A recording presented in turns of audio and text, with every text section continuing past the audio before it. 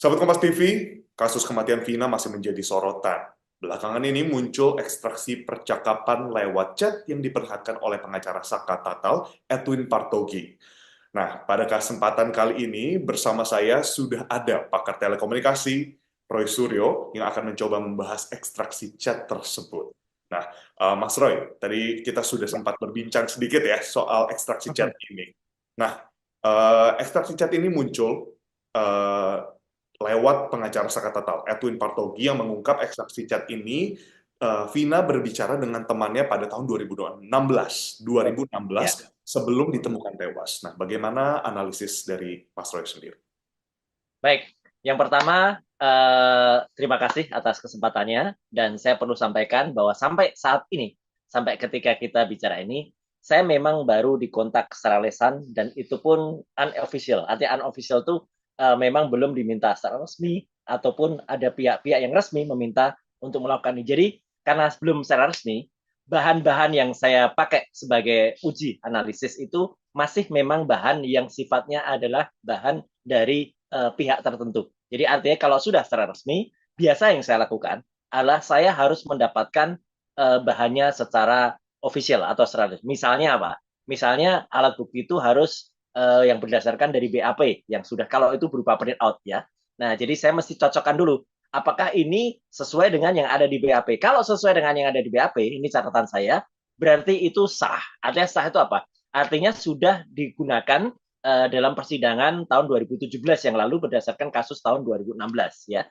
Artinya sudah ada yang pernah menguji itu dan saya tidak perlu ibaratnya apa? Saya tidak perlu menaruh curiga kepada pihak kepolisian atau pihak lain karena itu paling tidak sudah diperiksa oleh penyidik dan kedua sudah diperiksa oleh kejaksaan. Kalau sudah ada di berita acara pemeriksaan. Nah, namun andai kata ternyata nanti yang dibahas ini adalah bahan-bahan yang baru sama sekali, dulu belum pernah disajikan di dalam BAP, maka harus ada perlu satu uji analisis terlebih dahulu terhadap alat buktinya. Ini asalnya dari mana? Kalau itu berupa print out. Tetapi kalau itu berupa data elektronik, misalnya itu file dari Excel atau file dari Docs atau file dari apapun, asal jangan JPEG ya. Kalau JPEG kan berarti dia sudah print out. Tapi kalau dia masih bukti spreadsheet, saya bisa mengujinya. Itu misalnya dibuat kapan, kemudian apakah itu rekayasa atau tidak. Nah, karena gini, kita perlu sepakat dulu bahwa yang namanya ekstraksi itu sebenarnya adalah istilah ketika ada sebuah handphone yang handphone itu menjadi alat bukti, misalnya ada sebuah handphone, ini kemudian diperiksa oleh pihak yang berwenang untuk memeriksa. Nah, cara memeriksanya ada dua. Yang pertama adalah dilakukan uji namanya imaging dulu, di image. Kalau Yang kita pertama, mungkin imaging berarti ya, Mas? menyampaikan, ya image itu kayak di copy atau di backup. Tapi kalau dalam istilah penyidikan biasanya itu dilakukan image karena program yang digunakan, software yang digunakan itu adalah imaging. Nah, setelah itu di image, nah data yang ada di situ itulah yang disebut sebagai diekstrak. Diekstrak itu adalah dibaca atau dibedah. Sehingga dari ekstraksi itu akan muncul sesuai dengan software yang extraction-nya. Ekstraktornya kayak apa? Ekstraktor itu untuk membuka apa, Mas? Gitu. Jadi untuk pemirsa Kompas yang saya hormati adalah untuk membuka banyak data. Istilahnya data itu adalah untuk membuka CDR, Call Data Record Information. Dari Call Data Record Information itu, CDRI itu, yang paling penting itu ada dua, yaitu di situ ada bentuk percakapannya, kemudian bentuk bentuk lognya. Log itu adalah catatan. Satu handphone ini kemudian melakukan kontak dengan apa saja. Jadi satu Kronologinya seperti itu ekstraksi, ya, Mas? betul, betul. Satu ekstraksi itu memang berdasarkan kepada satu handphone tertentu. Jadi misalnya di situ ada banyak nomor, maka nomor-nomor itu adalah nomor yang bisa in atau nomornya bisa out. Misalnya adalah seperti ini. Jadi ada nomor itu bisa bisa in dan bisa out. Nah, itu Oke. ada nomor yang bisa in, Terlihat bisa out jelas misalnya. keterangan-keterangannya seperti itu ya, Mas ya? Betul, keterangan-keterangannya. Nah, tapi yang paling penting dari sini akan bisa ketahuan misalnya nomor itu, nah ini di awalnya. Nomor itu adalah, ini saya yakin Kompas sudah dapat yang lebih jelas ya, nanti tinggal di apa insert saja. Yaitu ada yang namanya IMEI, ya. IMEI itu kalau ibaratnya mobil, ya itu identification manufacturer engineering nomornya, ya. Jadi itu nomor rangkanya. Dan Nomor ada yang seri namanya seri IMSI, unit tersebut gitu ya, Mas ya? betul, dari handphonenya. Tapi Oke. ada yang namanya IMSI. IMSI itu adalah serial identifier dari kartu SIM-nya.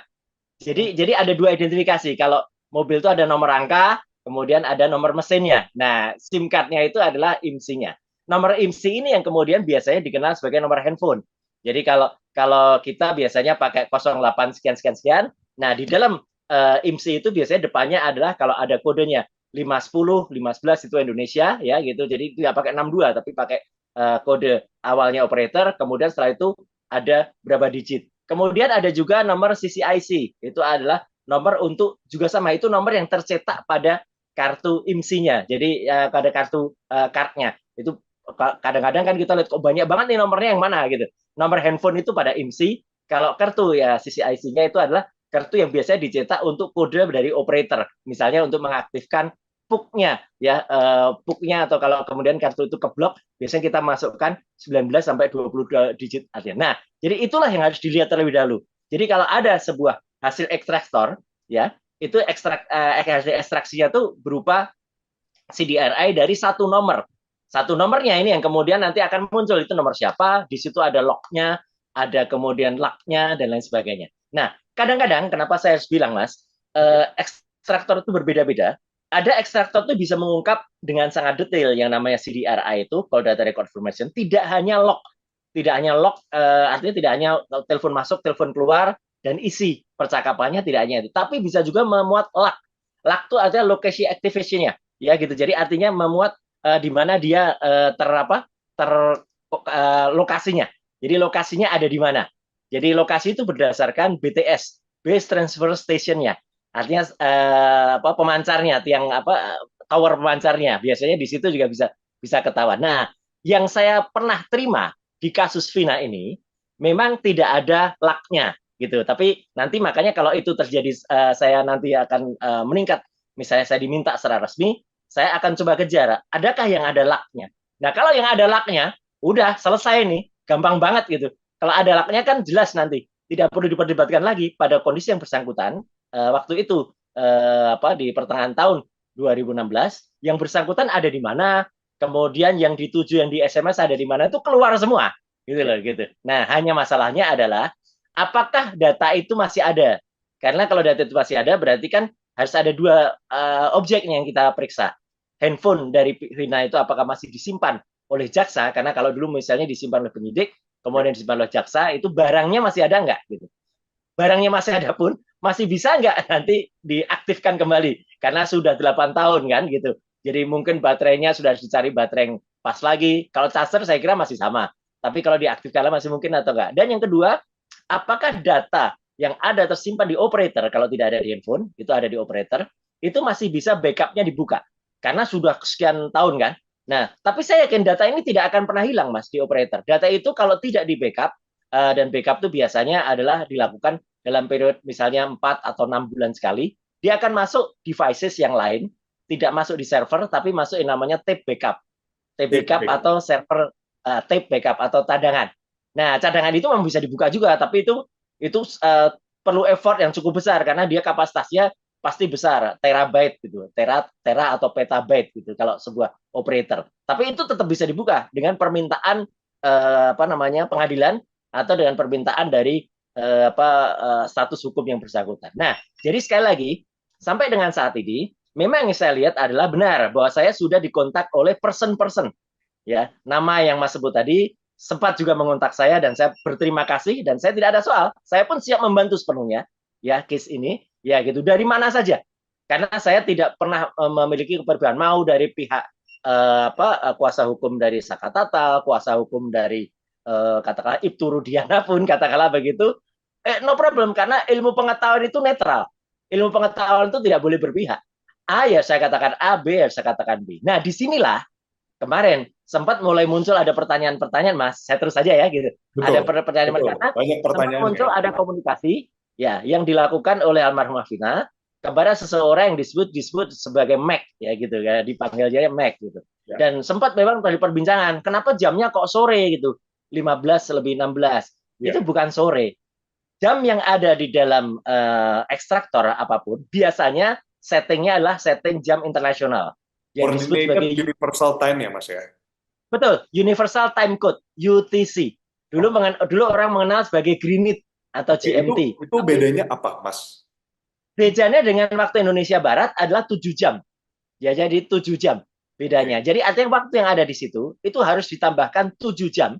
Ya, gitu. 7 jam supaya dia bisa menjadi waktu Indonesia Barat. Jadi kalau tertera 15 16 itu berarti 15 tambah 7 berarti 22 lebih 16 gitu kan gitu. Jadi artinya ya jam 10 malam lebih 16 menit gitu. Katakanlah begitu. Jadi artinya membacanya begitu. Nah, dari situ yang kemarin sempat beredar dan sempat juga saya sempat lihat, tapi saya harus dicatat sekali lagi, ini belum analisis ilmiah dan belum bisa dilakukan apa istilahnya kalau nanti disaksikan, karena kalau kesaksian saya harus pegang berita acara pemeriksaan, saya harus disumpah untuk kemudian membaca itu, dan saya harus pegang alat bukti yang resmi, Yang ya lengkap bukan yang tadi, sekedar. ya Mas Roy, yang lengkap tadi Betul, nih. betul, Ya, betul, bahkan yang tanpa lengkap. laknya tadi. Betul, enggak perlu sampai itu. Oh, nggak perlu Karena sampai itu. kalaupun misalnya dari berita acara pemeriksaan, ya sama, fotokopinya itu sama, itu sudah sah, sudah bisa. Karena setidak-tidaknya kita patut percaya bahwa kepolisian dan kejaksaan sudah melakukan tugasnya dengan benar. Kecuali, dalam tanda kutip, kecuali fotokopi yang beredar selama ini atau yang ditunjukkan oleh lawyer, misalnya Pak Partogi dan misalnya oleh lawyer pihak sana, ternyata beda dengan yang ada di BAP. Nah, ini harus dicek mana kemudian yang membuat yang baru. Kalaupun ada yang baru dan katakan itu benar, print out, saya harus lihat bukti elektroniknya. Karena Undang-Undang Informasi Transaksi Elektronik yang kebetulan saya ikut buat waktu tahun 2008 dulu, dan itu sudah direvisi sampai 3 kali, Undang-Undang 11 2008, direvisi menjadi Undang-Undang nomor 19 tahun 2016, dan terakhir direvisi nomor 1 tahun 2024, semua tetap sama di pasal 5 ayat 1. Pasal 5 ayat 1 itu mengatakan, bukti elektronik sah Mas sebagai alat bukti hukum, tapi harus dilengkapi dengan dokumen elektroniknya. Arti dokumen elektronik apa? Yaitu dokumen berupa filenya, file apa dalam extension Excel atau file extension doc, tapi bukan file extension JPEG ya atau gambar. Karena kalau gambar berarti itu cuman dari fotokopi itu kemudian difoto kemudian muncul menjadi gambar JPEG gitu. Nah, jadi dari situ baru Mas terungkap. Tapi artinya gini, kalau itu sudah terungkap, ya sudah. Sebenarnya clear banget kasus Vina ini nggak perlu berkepanjangan sampai berbulan-bulan.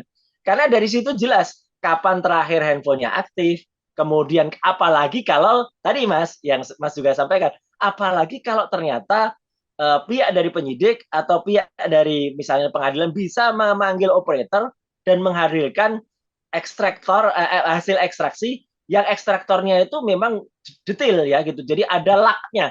Nah kalau ada laknya, udah gampang banget lah CCTV yang kemudian diperbincangkan dan sebagainya, itu nggak perlu lagi nyari. Sekarang kan masih bertanya, katanya ada 9, ada yang dari minimarket, ada yang dari perumahan elit, ada yang dari dekat jembatan Talun dan lain sebagainya. Nggak perlu jauh-jauh ke sana karena dari sisi handphonenya saja itu sudah benar-benar menunjukkan mempointing posisi BTS atau base transceiver mana sehingga dia bisa cepat akan ketahuan apakah memang di pinggir jembatan terakhir itu komunikasi atau di dekat flyover atau terakhir komunikasinya masih aktif itu ada di dekat sekolah yang tempat dia kanon itu apa dilakukan apa ya rura paksa dan lain sebagainya atau di tempat lain itu Mas gitu. Oke, Mas Roy tadi menarik untuk bagian untuk mengetahui tower BTS mana bahkan yang sampai yang Ya, dipakai saat mengirimkan pesan tersebut. Nah, betul. tapi apakah itu seakurat itu dan apa yang sebenarnya mempersulit untuk mengecek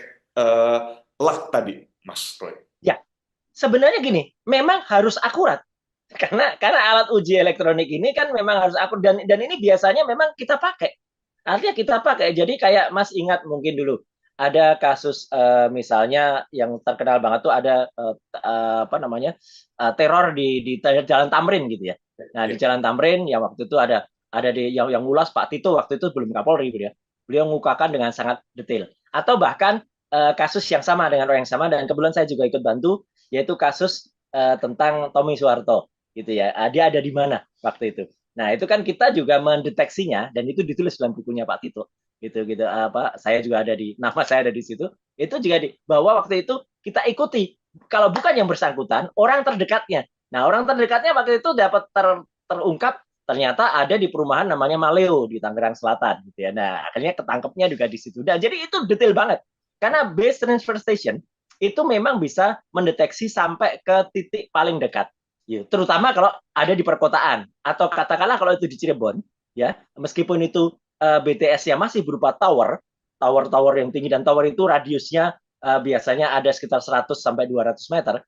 Tetapi kalau itu ternyata ada tempat-tempat atau ada perumahan misalnya, nah itu kan ada perumahan itu. Nah kalau perumahan itu ternyata di situ ada BTS yang sifatnya adalah micro cell atau bahkan nanosel ya nanosel atau kalau di dalam gedung kadang-kadang ada namanya picocell. Nah, itu bisa teridentifikasi juga. Jadi di situ Sampai ada misalnya ada kode. letak-letaknya bahkan, Mas. Betul, betul. Misalnya di studio Kompas gitu misalnya. Itu mungkin saja di dalam gedung karena dulu ada kepentingan wah kalau di sini kok blank spot ya gitu. Nah, akhirnya pihak gedung biasanya minta kepada operator untuk memasang yang namanya picocell atau nanosel. Nah, dalam picocell atau nanosel itu bahkan kita bisa tahu sampai ke ruangannya. Saat ruangan-ruangannya kita bisa tahu. Jadi kalau kalau dulu ini pernah saya ungkap ketika ada kasus mafia bola ya di yang dulu ramai ketika diulas di kantor kementerian. Waktu itu saya bahkan bisa secara tersenyum dan tegas mengatakan ya nggak usah nyari pelakunya ada di dekat-dekat kita kok gitu. Karena apa? Karena BTS-nya nomor identifikasi microcell-nya biasanya kalau dalam ruangan itu ada kayak router lah itu bentuknya. Ya. Kayak router gitu, nah itu bisa ketahuan. Jadi sedetail itu kalau memang hasil ekstrasinya itu. Tapi kalau yang saya lihat sekarang ini, yang beredar ini memang tidak ada itu.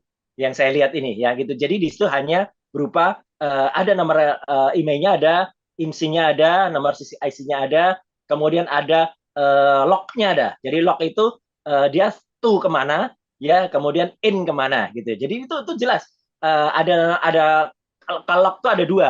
Ada kalog itu hanya berupa adalah register dari nomor yang masuk.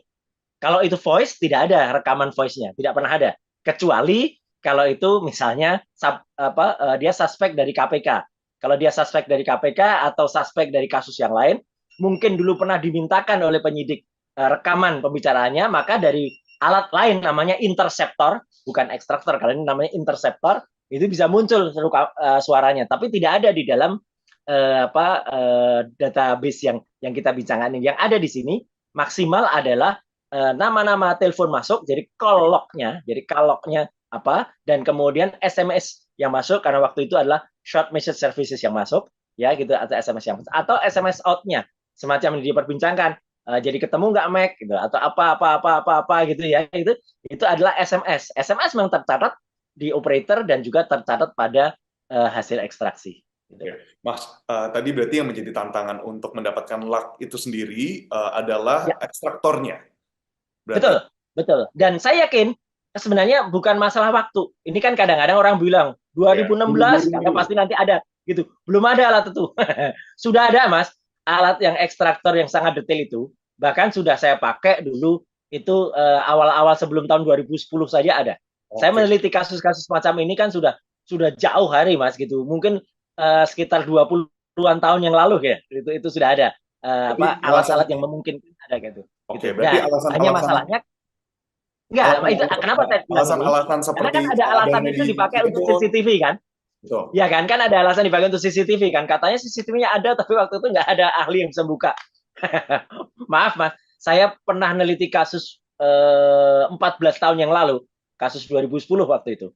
Kasusnya almarhumah Alda Risma. Ya, Alda Risma itu seorang artis yang dia meninggal karena overdosis di salah satu hotel di Menteng ya.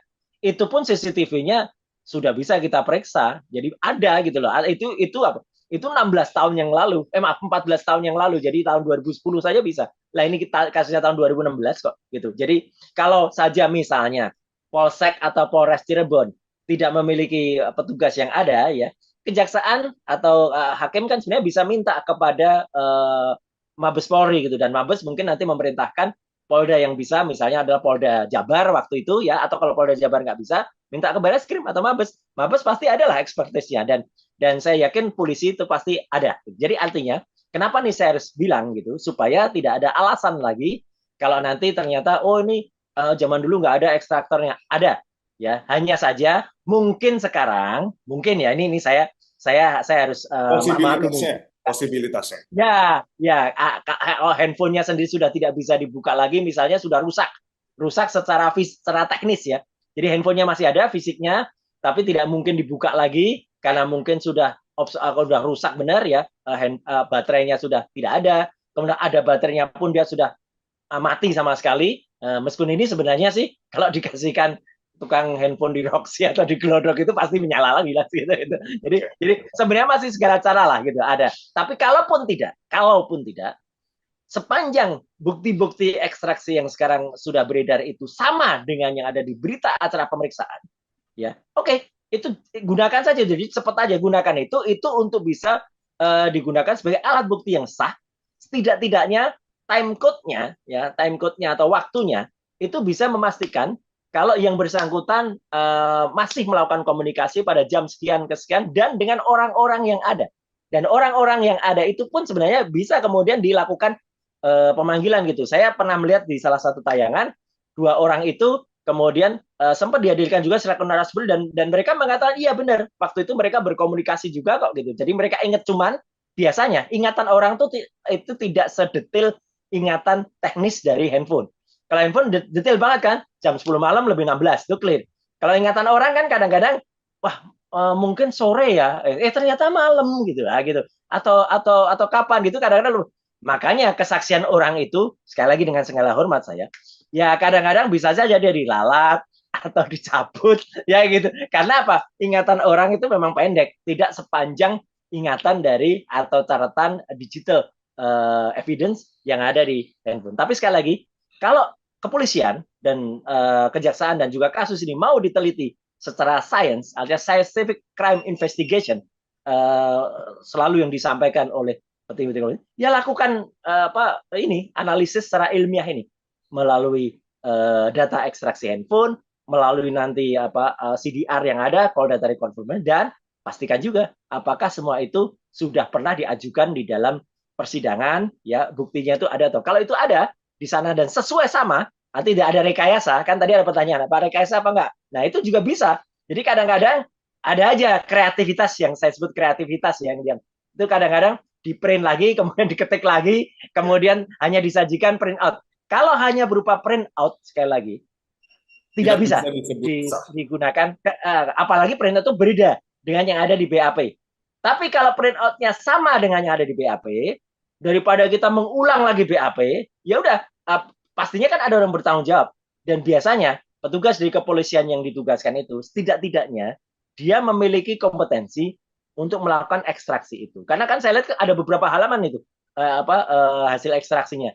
Ada yang sampul depannya yang dia menunjukkan identifikasi handphone, ada kemudian log-nya, kemudian ada juga isi dari handphonenya. Soalnya kan ada juga tuh yang saya sempat lihat sekilas ya. Saya belum melakukan analisis detail kata resmi karena saya memang belum diminta.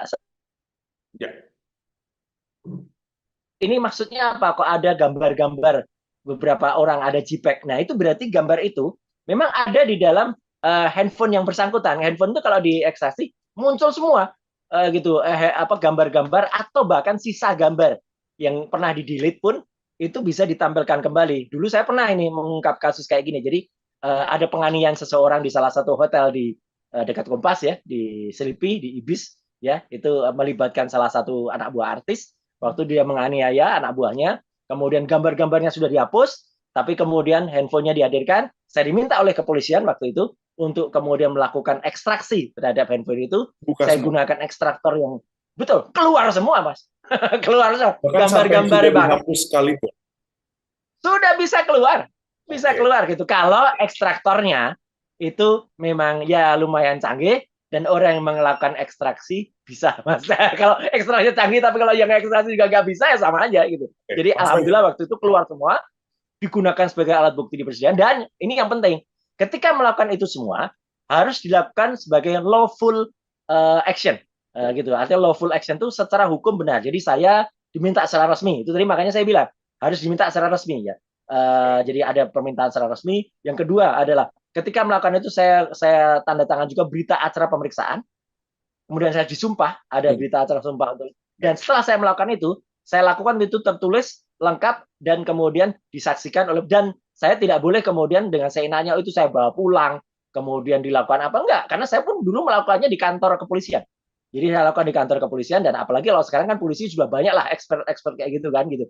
Ada Pak Muhammad Nuh, ada Christopher, dan lain sebagainya. dia bisa lakukan itu, dan ketika dia melakukan ekstrak kayak gitu, keluar semua Mas nanti. Begitu keluar semua, ya sudah, itu nanti akan bisa digunakan sebagai alat bukti yang sah sesuai dengan Undang-Undang Informasi Transaksi Elektronik yang terbaru nomor 1 tahun 2024. Oke, Mas Roy, tadi menarik untuk di bagian tadi yang kita lihat itu adalah log keluar dan Ya, masuk, baik telepon maupun ya, pesan, seperti itu. SMS. Nah, tapi apakah dari tadi kita udah bicara banyak, Mas Roy juga dijelaskan setelah proses Ya, ekstraksi ini. Nah, ya, tadi nggak jadi alasan, ada dari bisa meminta ke operator, lalu juga kita tahu ya, bisa melihat tergantung ekstraktornya dan bagaimana nanti yang betul. dilibatkan siapa. Ya, Nah, tapi ya. apakah saya penasaran betul? Apakah suara juga bisa diekstraksi nantinya, bukan hanya pesan Ini, teks seperti itu? ya, saya harus bilang Mas, suara itu besar kemungkinan dalam kasus Vina tidak ada, ya, besar kemungkinan, ya. Kenapa? Kenapa? Kenapa?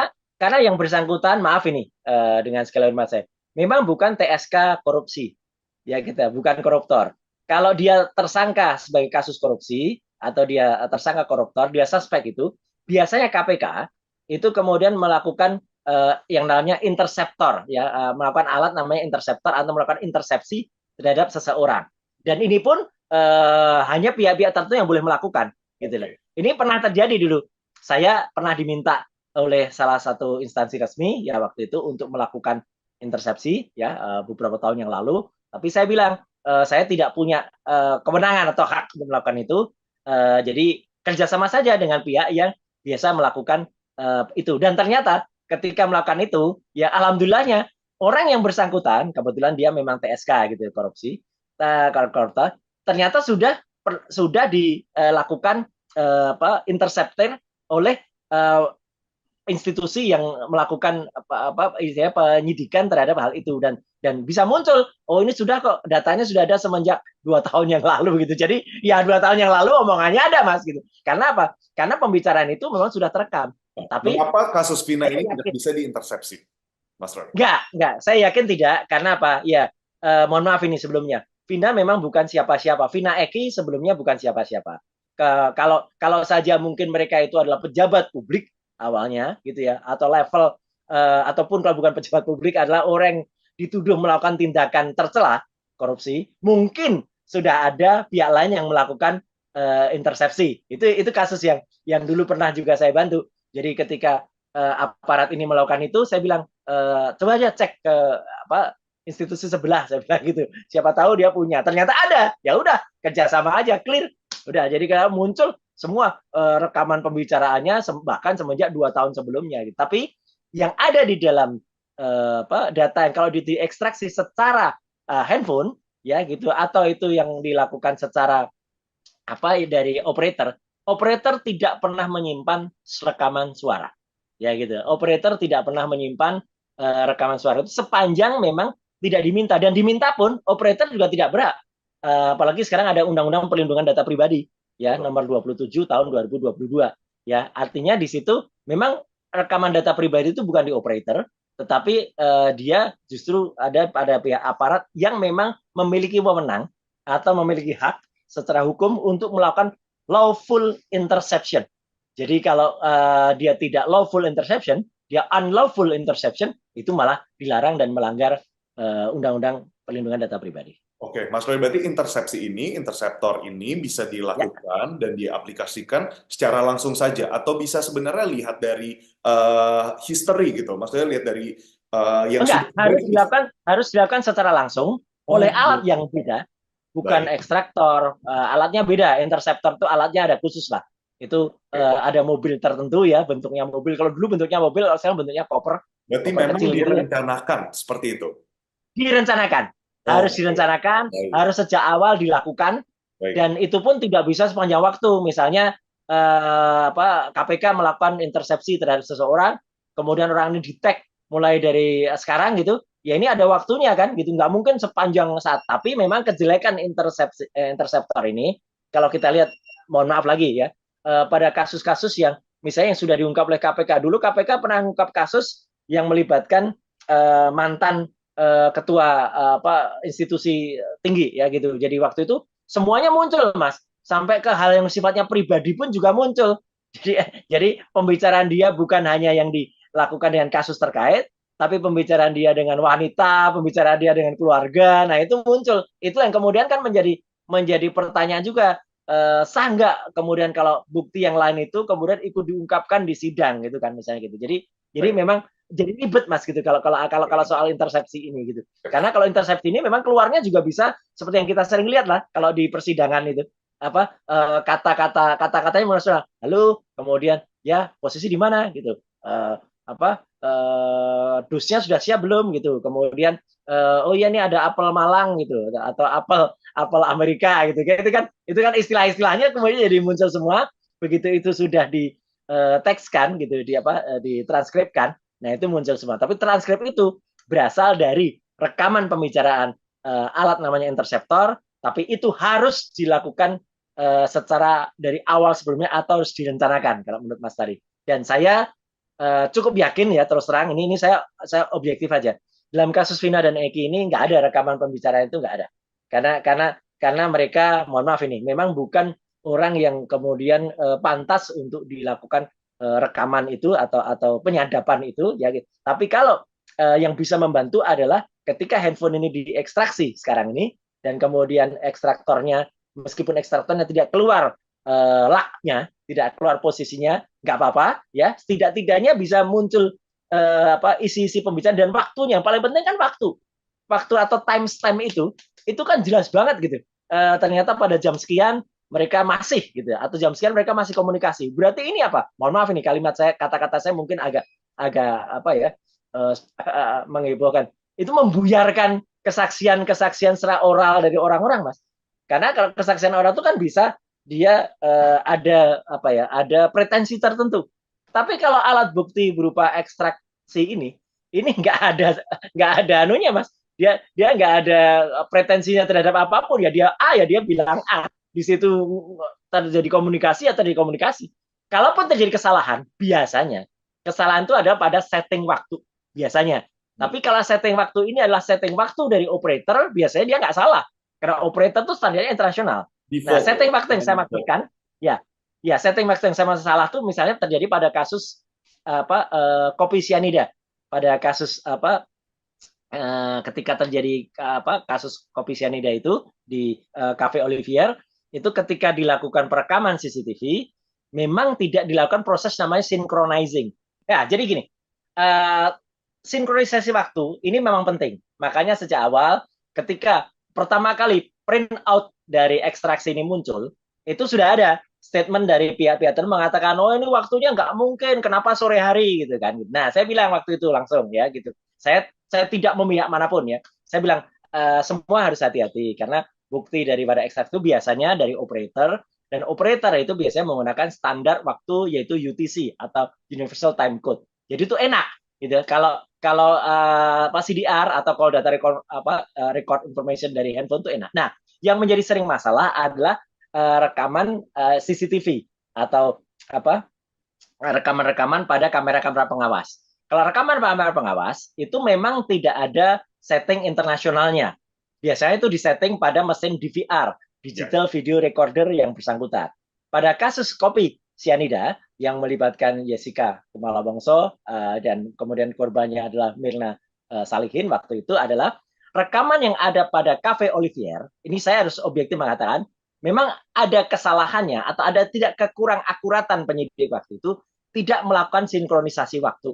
Jadi itu ada perbedaannya dan itu pada persidangan ramai banget itu. Itu ada perbedaan sekian menit, itu yang mengatakan itu bisa dimanfaatkan oleh lawyer masing-masing. Yang satu mengatakan oh, buktinya dia pada saat itu masih ada di kasir kok gitu. Tapi kan kemudian ada uji klinis lain yang membuktikan kalau ternyata bukti sianida itu dideteksi itu bisa berpengaruh pada saat dia masuknya itu sekian jam sebelumnya.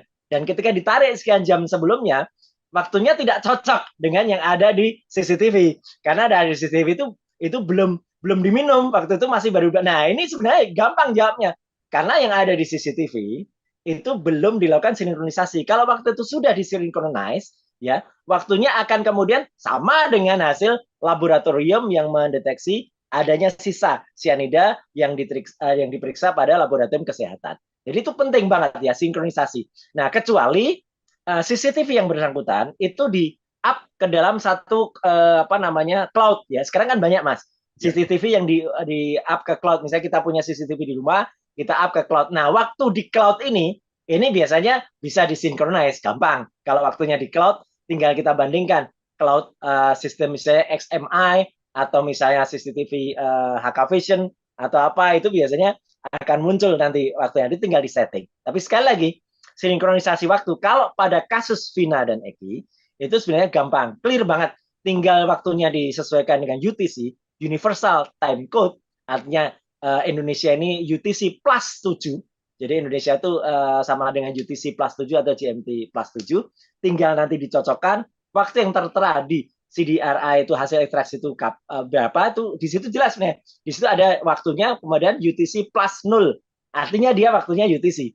Nah gitu, karena waktu UTC tinggal ditambah 7 jam itu menjadi waktu Indonesia Barat dan waktu itu mohon maaf Mas saya harus bilang tidak akan bohong Mas.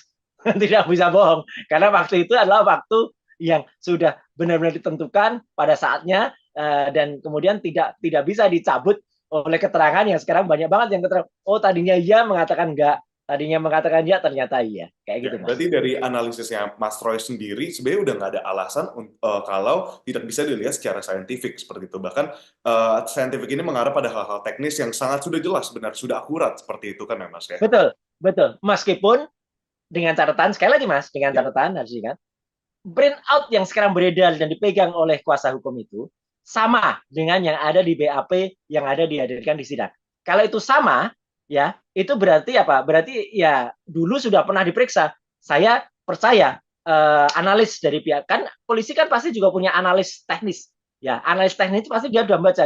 Dia sudah bersertifikasi tertentu untuk membaca itu dan artinya dia sudah mengesahkan itu. Perkara apakah itu harus saya ketemu nanti bukti elektronik filenya, kalau sudah menjadi alat bukti di persidangan, berarti dia sudah setidaknya disahkan oleh dua institusi, institusi kepolisian dan institusi kejaksaan, karena jaksa kan ada juga yang namanya jaksa peneliti. Sebelum dia P21, dia kan ada jaksa peneliti yang meriksa berkas itu. Nah, di situ kan sudah ada standarnya. Kalau itu misalnya hasil dari ekstraksi itu tidak sesuai dengan aturan hukum, tidak lawful ya extraction, dia harusnya nolak gitu. Nah, kalau itu ternyata sudah diterima, nah itu kan berarti setidaknya dua institusi sudah melakukan itu. Oke, Pak. Kecuali, ya, sekali lagi, kecuali itu ternyata beda. Nah, kalau beda, harus kita ulang dari awal. Berarti handphone dari almarhumah Vina itu harus diketemukan dulu. Nah, sialnya kalau ternyata jawabannya handphonenya sudah rusak atau handphonenya sudah hilang, ya wassalam Mas. Gitu. Oke. Baik, Mas Roy, berarti kronologi itu jadi hal yang penting tadi yang seperti Mas Roy sudah Ya, bilang. Tapi sebenarnya kalau dilihat dari yang sudah-sudah yang terjadi, muncul nih kecurigaan dari masyarakat seperti itu. Adanya manipulasi, lalu adanya rekayasa. Tadi yang udah Mas Roy jelaskan panjang lebar sekali. nah, ya. Sebenarnya apakah BAP ini, maksudnya bukti di BAP ini bisa dipaparkan ke publik? Seperti itu Mas Roy. Kalau dari Harus, harus kan? harus, harus. Karena gini ya, artinya gini, dengan segala macam saya mencoba objektif saya sekali lagi ya, ini harus saya tandaskan. Saya tidak berdiri di satu pihak manapun. Saya berdiri di ilmu pengetahuan. Saya berdiri di kebenaran. Meskipun saya memang belum diminta secara resmi atau apalagi belum disumpah. Tapi setidaknya kalau nanti pun dilakukan, saya akan menyampaikan apa yang ada pada scientific crime investigation atau pada scientific apa bukti-bukti itu gitu. Jadi kalau itu misalnya ada forensiknya, yaitu saya sampaikan sesuai dengan digital forensiknya. Saya sampaikan di situ. Nah, apakah ini harus dikemukakan masyarakat? Harus. Karena namanya berita acara pemeriksaan itu sudah sah, itu harus diketahui juga oleh publik. Kan itu kan biasanya itu menjadi berkas yang kemudian itu dibaca di persidangan. Perkara apakah? Nah, ini pandangan hukum nih, Mas. Artinya bukan pandangan saya. Apakah bukti itu ternyata digunakan tidak di persidangan? Kalau dia digunakan, dulu digunakan, berarti dia nggak bisa digunakan sebagai novum. Tapi kalau dia ada di bukti, tapi belum digunakan, dia bisa sebagai novum. Itu kan istilahnya. Novum adalah sesuatu yang sifatnya sudah ada pada waktu itu, ya, tetapi tidak digunakan sebagai alat bukti. Itu novum. Bukan berarti alat bukti yang sama sekali baru atau alat bukti yang baru ditemukan setelah peristiwa itu ada, itu bukan novum. Tapi kalau itu alat bukti itu memang sudah ada sebelumnya dulu, tapi tidak diungkapkan di persidangan, ya meskipun itu ada di dalam berkas acara, itu masih bisa dilakukan sebagai novum. Dan ini bukan istilah hukum ya, bukan istilah hukum nanti katakan oh itu nggak bisa lagi karena itu apa istilahnya apa nebis and indem atau apa gitu karena itu perkara yang sama nggak bisa dibahas lagi atau itu bukti yang sama nggak bisa diajukan lagi. Sepanjang itu belum dibuka di persidangan, Masih itu sah. harus dibuka, masih sah, apalagi itu memudahkan untuk kemudian diteliti. Karena kalau itu sudah ada di berita acara pemeriksaan, mudah bagi kita, Mas. Siapapun ya, bukan hanya saya ya, pakar telematika yang lain atau digital forensic yang lain akan mudah untuk membaca. Dia nggak perlu repot-repot lagi harus melakukan ekstraksi awal atau ekstraksi ulang dari yang ada karena saya khawatir itu nggak akan mudah gitu loh. Sama seperti CCTV, dulu saya pernah ditanya, Mas mungkin nggak ditemukan CCTV-nya? Nah, kalau dulu nggak pernah ada yang ngerekam, artinya nggak pernah ada yang menyelamatkan CCTV itu, hard disk itu nggak pernah disimpan, ya repot sudah 8 tahun yang lalu kan itu pasti akan tertimpa-timpa dengan rekaman yang lain. Tapi kalau waktu dulu hard disk dari DVR itu pernah disimpan dan kemudian itu misalnya di apa ya disegel atau kemudian baru akan dibuka lagi di persidangan karena dulu mungkin nggak ada yang bisa buka. Nah sekarang itu bisa dibuka, itu benar-benar bukti yang luar biasa gitu bisa dipakai di persidangan. Tapi kalau CCTV saya kok nggak yakin masih bisa diangkat lagi. Gitu. Oke, Mas Roy, saya mau tanya singkatnya, Ya, kira-kira ya, jika memang ternyata di BAP ini tidak sesuai atau mungkin tidak lengkap tadi yang sudah disampaikan dan ya, harus mengulang, harus uh, kembali dibuka lagi di ponsel korban Vina dan ya, juga di sini ponsel dari yang menghubungi seperti itu, menerima ya, pesan, mengirim pesan, itu harus diulang lagi. Kira-kira apa yang dibutuhkan dan waduh, memungkinkan atau tidak? saya terus terang bilang secara ada ya objektif dan apa istilahnya daripada membuat harapan yang kemudian atau istilah sekarang membuat PHP gitu ya pemberian informasi. Kalau itu harus diulang lagi terus terang agak sulit mas. Sulitnya apa? Satu, belum tentu handphone yang bersangkutan itu masih tersimpan dengan baik ya karena yang namanya berkas itu kan berkas itu dari kepolisian pada saat P19 P21 tuh bolak balik itu berkasnya semua juga ngikut dan ternyata misalnya pun masih ada gitu, itu kan perlu misalnya alat juga untuk membuka kembali. Ya mungkin kalau secara teknis ya, kalau secara teknis kadang-kadang kan kalau charger sih mungkin masih bisa sama lah gitu. Apalagi itu kan sudah kelihatan di situ merek merek handphonenya kan juga ada di situ merek handphonenya muncul. Itu mungkin bisa gampang bisa dilakukan apa ya? Bahkan seperti itu. Dilakukan ya adalah orang-orang atau kan kalau gampangnya kalau di sini orang-orang di Roxy atau di Glodok Oke. itu pasti ada. Nah, cuman apakah itu masih mungkin dibuka? Nah, itu kan menjadi pertanyaan besar kita gitu. Karena belum tentu juga itu mudah mudah dilakukan. Itu kan maaf ini kan merek handphonenya kan S ya. S yang cukup terkenal gitu. Galaxy S4 Lite gitu kalau yang saya baca di situ. Nah, itu kan casernya gampang, ini gampang. Cuman apakah masih bisa? Nah, kalau ternyata itu satu barangnya masih ada, apakah masih mungkin secara teknis itu dilakukan lagi ya? Dan yang kedua, kalaupun itu memang masih mungkin ya, kalau apakah masih ada? Harus ada. Barang-barang bukti digital itu nggak mungkin hilang, Mas. Tidak boleh Kecuali, hilang ini ya. kecuali ya, kecuali ada orang yang merekayasa itu. Contoh kan, ini saya contohkan lagi. Contoh kan kemarin yang sempat melakukan PK itu kan sempat dia pada saat sebelum berangkat ke Bandung, ya, itu kan dia sempat ada di sosmednya. Nah, kemudian dia sempat menuliskan, saya berangkat ke Bandung ya, gitu. Nah, kemudian dia waktu dia di Bandung, semua ada tanya di sosmednya. Tapi setelah kemudian itu diperiksa oleh penyidik, mohon maaf nih ya, kemudian pulang-pulang nggak ada, gitu. Bukti itu. Untung netizen, ya namanya netizen ya, mah benar netizen dengan segala komennya, gitu. Netizen tuh sempat merekam, sempat men-screenshot sempat melakukan tangkapan layar terhadap sosmed dia. Nah, udah. Jadi udah terbukti ini dulu ada kok, sekarang nggak ada. Nah, berarti itu ada kemungkinan rekayasa. Jadi kalau saya sih lebih baik tidak usah mengulang kalau mungkin ada. Kalau bisa pakai berkas yang masih ada semua, tinggal berkas itu kemudian dilakukan penelitian atau pengesahan lagi ya, apakah itu memang sama dengan yang ada beredar. Kalau ternyata yang beredar ini beda, ini mungkin saja kan gitu ternyata ada rekayasanya, ya berarti harus cari siapa yang merekayasa berkas yang sekarang beredar. Ya. Nggak boleh gitu kalau kemudian ada pihak-pihak tertentu yang memalsukan seolah-olah itu dari BAP, padahal itu bukan dari BAP. Gitu. Harus hati-hati juga. Oke, itu sama-sama yang mau kita simak pastinya ya Mas Roy Ya, bersama-sama juga dengan sahabat Kompas betul. TV di sini. Terakhir Mas, Siap. tadi kita udah panjang lebar berbicara Ya. soal sebenarnya sudah tidak ada alasan lagi untuk tadi Mas Roy juga bilang ini kasus sebenarnya tidak perlu menunggu berminggu-minggu. Nah, tapi Iya. kalau dari yang Mas Roy lihat sendiri, kira-kira apa sih Mas yang menjadi tantangan dari semua pihak dan juga sebenarnya apa sih yang memperlambat kasus ini untuk bergulir? Terus terang gini, terus terang Mas, ini terus terang ya dari Ya, hati saya yang paling dalam. ya, Terus terang awal saya itu tidak terlalu tertarik masuk kasus ini, terus terang ya gitu awalnya.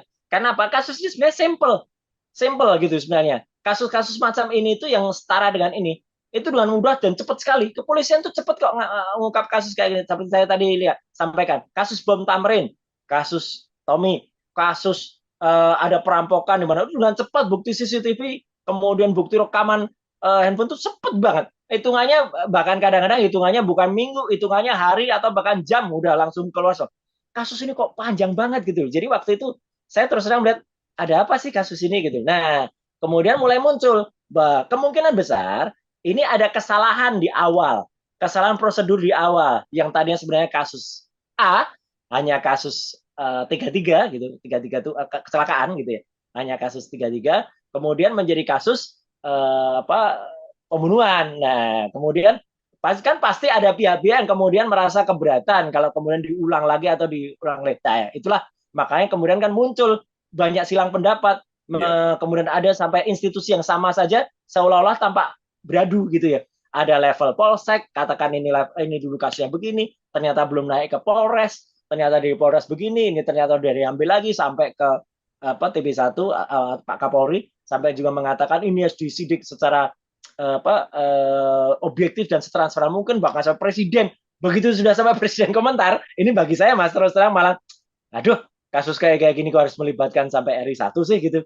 Jadi malah saya terus terang waktu itu mengatakan ini ada apa-apanya ini kasus ini malah gitu. Maksud saya adalah ya mungkin ada yang mau sengaja dibikin panjang gitu ya gitu untuk yang lain tapi ya makanya saya memang belum belum terlibat atau belum mau melibatkan diri ataupun seperti sekarang kan saya sebenarnya juga tidak terlibat gitu atau belum terlibat hanya karena sudah mulai dimintain komen ya saya sampaikan apa adanya aja gitu tapi ya. artinya adalah saya sih sangat berharap kasusnya segera karena apa karena sudah jelas digital evidence itu merupakan hal yang jujur tidak mungkin digital evidence itu salah kecuali sekali lagi kecuali ada orang yang merekayasa bukti digital evidence dan kalau ada orang yang merekayasa orang itu harus kemudian menjadi ikut dipidana karena dia berarti sudah membuat kesalahan dan mengakibatkan orang lain bisa jadi celaka.